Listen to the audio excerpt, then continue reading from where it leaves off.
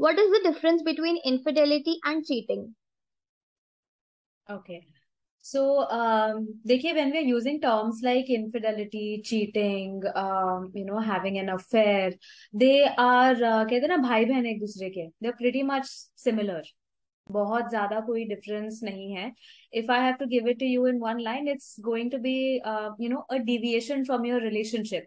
यानी कि आप किसी व्यक्ति के साथ ऑलरेडी एक रिलेशनशिप में है, मेंटल इमोशनल फिजिकल रिलेशनशिप है, कमिटमेंट है आपका, and you are doing you know and are forming a relationship outside of that relationship. यानी कि आप ऑलरेडी किसी के साथ हैं और वहीं पे बिना उनकी जानकारी के, बिना उनके नॉलेज के, आप ऐसा ही एक रिलेशनशिप, चाहे वो इमोशनल हो चाहे फिजिकल हो या दोनों ही हो, आप किसी और के साथ इस तरीके का संबंध, इस तरीके का रिलेशनशिप आप बना लेते हैं। तो क्योंकि it's unfair to the relationship जिसमें आप ऑलरेडी हैं, उस रिलेशनशिप के लिए ये अच्छा नहीं है। इसीलिए इसे चीटिंग कहा जाता है। छुप छुप के जब आप कोई काम करते हैं कि किसी को पता ना लगे, बंद दरवाजे के पीछे हम काम कर रहे हैं और हम चोरी छुपे कर रहे हैं, तो उसको चीटिंग कहा जाता है। सो रिलेशनशिप टर्म्स में भी इन्हीं सब चीजों को चीटिंग कहा जाएगा। Is flirting or sending news, that is sexting, or being on Tinder infidelity or is it cheating? See, as I said that, they are both synonyms of each other. So yes, it can be considered as cheating. It can be considered as infidelity as well. क्योंकि again आप अपने relationship से बाहर जाके किसी दूसरे known या unknown, यानी कि आप जानते हैं या नहीं भी जानते हैं उस व्यक्ति को, आप उसको अपनी प्राइवेट लाइफ का कुछ इन्फॉर्मेशन है जो आप इस तरीके से शेयर कर रहे हैं, तो definitely it does come under cheating, it does come under infidelity. And हम कितना भी बोल लें कि हम बहुत मॉडर्न हो गए हैं और हमें फर्क नहीं पड़ता है, some things are really cool, but some things are not cool, some things are not acceptable, specially जब हम एक कमिटेड रिलेशनशिप की बात कर रहे हैं। तो इस तरीके के एक्शंस, फ्लर्टी टेक्स्ट भेज देना, न्यूड्स भेज देना, कुछ इस तरीके के रिमार्क्स भेज देना, ओवरऑल अगर देखा जाए तो it's not good for the health of your relationship. और आइडियली ये सब चीजें नहीं करनी चाहिए, बिकॉज सूनर और लेटर ये आपके रिलेशनशिप पर एक बहुत बुरा प्रभाव डालती हैं। What is infidelity versus adultery? So see, infidelity, when we are talking about, getting into affairs, mental, emotional, physical. So of course, you don't have to be married to get into infidelity, या फिर कि आपका affair हो किसी के साथ। लेकिन जब हम अडल्ट्री की बात स्पेसिफिकली कर रहे हैं, तो that this term is mainly used for married relationships. यानी कि दो लोगों की जब शादी हो जाती है और तब उसमें से एक पार्टनर संबंध बनाते हैं किसी, अपनी शादी के बाहर किसी दूसरे व्यक्ति के साथ, स्पेशली फिजिकल रिलेशनशिप, उसे अडल्ट्री कहा जाता है। लेकिन जब हम इनफिडेलिटी की बात कर रहे हैं, सो वो तो गर्लफ्रेंड बॉयफ्रेंड के बीच में, सेम सेक्स पार्टनर्स हैं उनके बीच में भी हो सकता है। उसके लिए आपको शादीशुदा होने की जरूरत नहीं है। लेकिन adultery as a concept applies to marriage per se. What are the signs of infidelity? सी, जब भी कोई भी दो लोग एक कमिटेड रिलेशनशिप में आते हैं, तो उन over a period of time सबको एक दूसरे के बारे में कुछ कुछ चीजें हैं जो पता लग जाती हैं। एक रिलेशनशिप का एक अपना नोन कंफर्टेबल एक प्रिडिक्टेबल जोन भी होता है कि हमें पता है कि हमारा पार्टनर क्या करता है या क्या नहीं करते हैं, उस तरीके से। लेकिन जब एक रिलेशनशिप में किसी तीसरे व्यक्ति की एंट्री हो जाती है, तब ऑब्वियस सी बात है कि उस रिलेशनशिप का जो एक डायनामिक है, उसका एक इक्विलिब्रियम है, रहन सहन का तरीका है, उन दो लोगों के आपस में एक दूसरे से रिलेट करने का जो तरीका है, उसमें बहुत बदलाव आने लगते हैं। ऑफ कोर्स जरूरी नहीं है कि जो आगे मैं अभी आपको साइंस बताने वाली हूँ कि उनका मतलब यही है कि इनफिडेलिटी या चीटिंग हो रही है या partner has gotten into an affair, not necessarily. But yes, these are some very very strong signs जो अगर आपको रिपीटेडली दिखाई दें, एंड मोस्ट इम्पोर्टेंटली आपको अगर कुछ अनकंफर्टेबल फील हो रहा है अपने रिलेशनशिप में, अपने पार्टनर के कॉन्टेक्स्ट में, तो these signs sort of become supporting factors that okay, हमें कुछ सोचने की, कुछ करने की जरूरत है। सच एज जो भी partner is getting into an affair with somebody else, it can be a physical affair, it can be an emotional affair, it can be both actually. You've started another full-fledged relationship with somebody else outside of your marriage or outside of your relationship. तो उसमें उस व्यक्ति में जो changes आने लगते हैं वो कुछ इस प्रकार के होते हैं कि एक तो उनके मूड में आपको चेंजेस दिखाई देंगे, तो या तो एकदम से बहुत ज्यादा खुश दिखाई देंगे वो आपको, या फिर थोड़ा चुपचाप भी हो सकते हैं कि जो इंसान पहले हंसता खेलता था बोलता था अब वो थोड़ा सा चुप रह रहा है, या आप जरूरत से ज्यादा खुश दिखाई दे रहे हैं, उस तरीके के आपको थोड़े से चेंजेस मोर देन नॉर्मल दिखाई देंगे। दूसरा, दिस पर्सन जिनका भी अफेयर चल रहा है या जो किसी और व्यक्ति के साथ इन्वॉल्व है, उनका अपने करंट रिलेशनशिप में, जो ओरिजिनल रिलेशनशिप है उनका, उसमें उनके इंटरेस्ट लेवल्स में चेंज आना शुरू हो जाता है। तो या तो वो अपने ओरिजिनल पार्टनर से बहुत कट ऑफ फील करते हैं, डिसकनेक्टेड फील करते हैं, यानी कि बातचीत नहीं करना चाहते, ज्यादा समय नहीं स्पेंड करना चाहते, बहाने ढूंढेंगे बाहर निकलने के, बाहर ना जाने के, उनके साथ समय ना स्पेंड करने के। या फिर कभी कभी उल्टा हो जाता है, क्योंकि अंदर का जो उनका गिल्ट है, उन्हें भी पता लग रहा है कि वो जो कर रहे हैं वो कहीं ना कहीं उनके पार्टनर के हित में नहीं है। जरूरत से ज्यादा समय देना, जरूरत से ज्यादा अटेंशन देना, कुछ ऐसी चीजें करने लग जाना जो शायद वो नॉर्मली नहीं करते थे।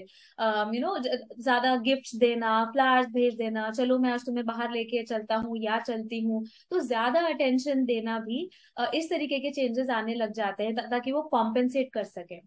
साथ ही साथ में जो है उनका जो प्रेफरेंस फॉर प्राइवेसी है वो बहुत बढ़ जाता है।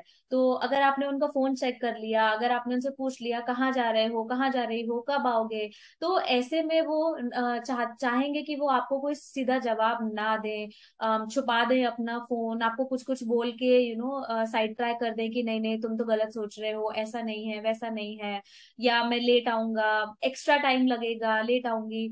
उस तरीके से जो है चेंजेस आने लग जाते हैं जहाँ पे वो आपको सीधा इन्फॉर्मेशन नहीं दे रहे हैं, आप जब भी पूछ रहे हो, द टाइम जो वो आपके साथ स्पेंड कर रहे हैं उसमें जो है आपको चेंजेस दिखाई देना शुरू हो जाते हैं।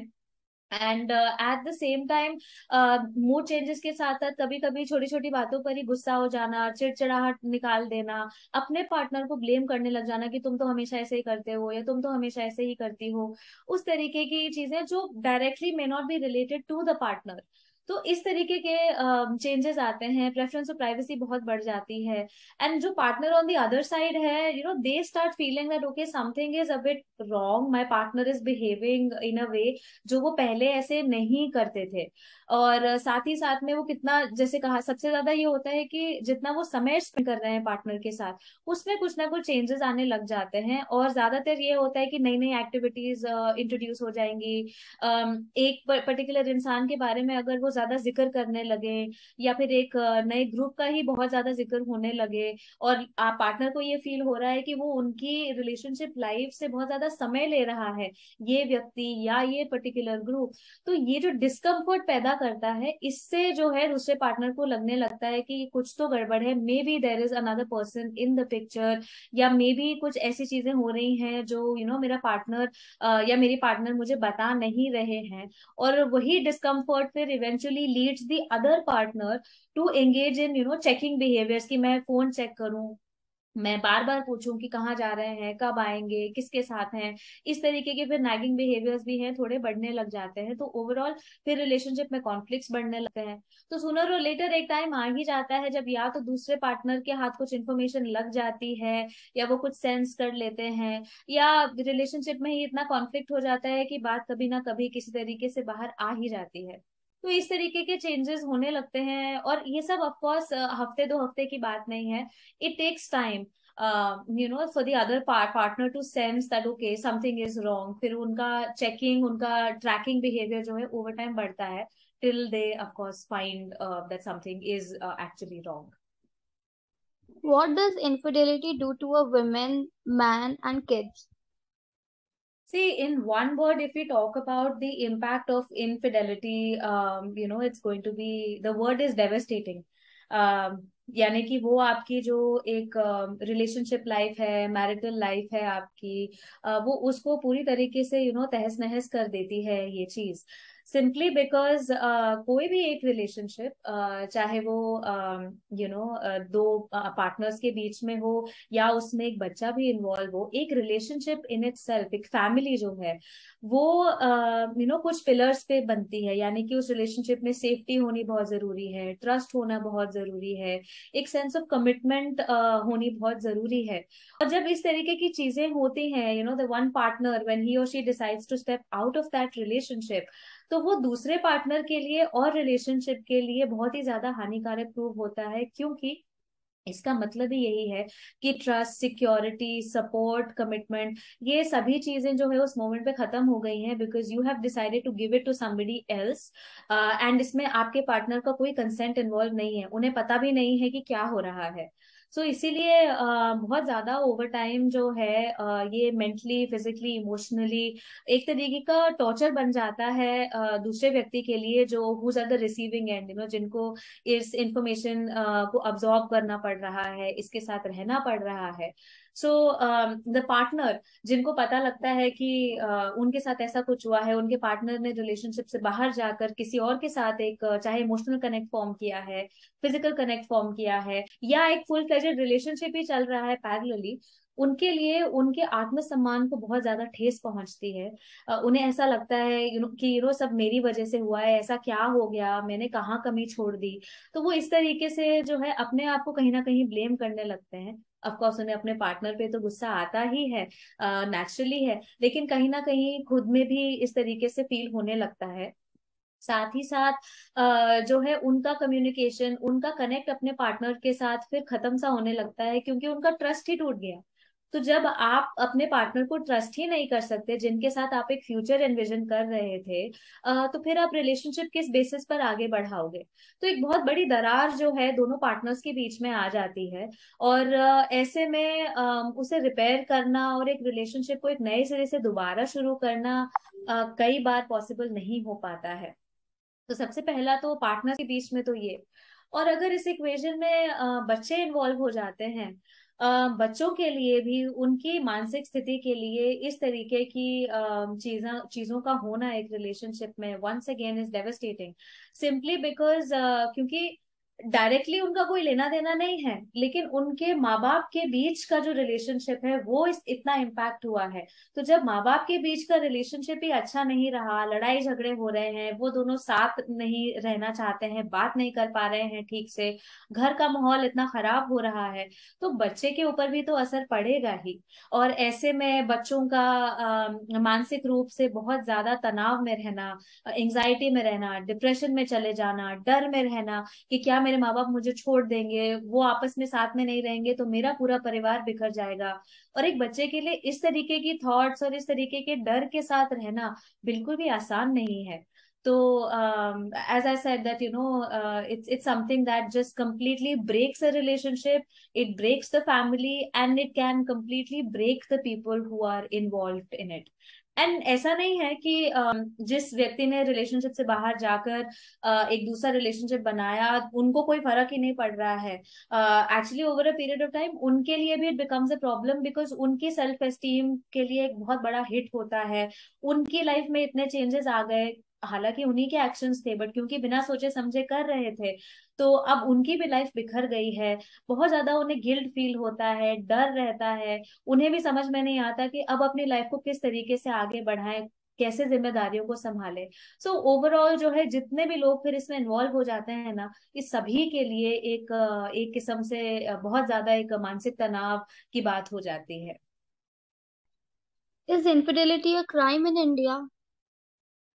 Well, infidelity is currently not, no, infidelity is not a crime in India, and in fact, adultery was.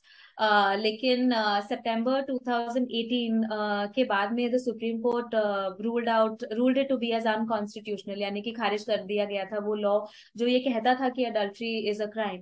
So currently no, there is no law that says that adultery is a crime, and infidelity in any cases is not really a crime per se. What is physical and emotional infidelity? Physical infidelity की जब हम बात करते हैं, we are basically saying that a person who is in a relationship has gone ahead and उन्होंने एक दूसरा relationship, physical relationship establish किया है किसी और के साथ. Now this physical relationship basically means that they've gone ahead, they've had sexual intercourse with another person outside of their relationship, and जो उनके पार्टनर हैं they have no idea about it, so that's why it's called cheating or it's called infidelity, कि छुप छुप के हुआ है, किसी को पता नहीं चला है. And physical infidelity may not have an emotional component, यानी कि जरूरी नहीं है कि आपका उस दूसरे व्यक्ति के साथ कोई एक इमोशनल लगाव होगा. It can be just completely physical.